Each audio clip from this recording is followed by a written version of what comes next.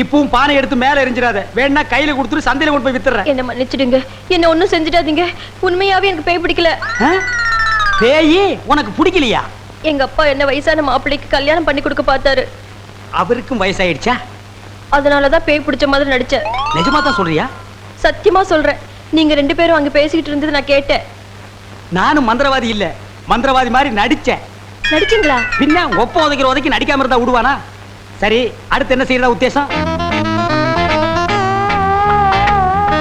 சிரிச்சிட்டா, நம்ம கிட்ட சிக்கிட்டா. பச்சை கிளி முத்துச்சரம் முல்லை கொடியாளே. நீங்களே ஒரு வழி சொல்லுங்க. வழியா? இந்த வழியா வெளியே போயிடலாமா? பகல்ல உங்களுக்கு ரொம்ப தான் தைரியம். அப்ப ராத்திரில போயிடலாங்கிறியா? உங்க இஷ்டம். அப்ப சரி, சட்டு புட்டு நகை நட்டு காசு பணத்துல செட்டப்பா வையே, ராத்திரில கம்பெனி இட்டுடுவோம். நான் சிரிக்கல. பாகவதரே, நான் தான் உங்க பரம ரசிகன். ஹரிச்சந்திர மயான கண்டத்துல சிரிப்பீங்களே ஒரு சிரிப்பு, அதுல செத்தவன் தான் இப்ப ஆவியா வந்திருக்கீங்க.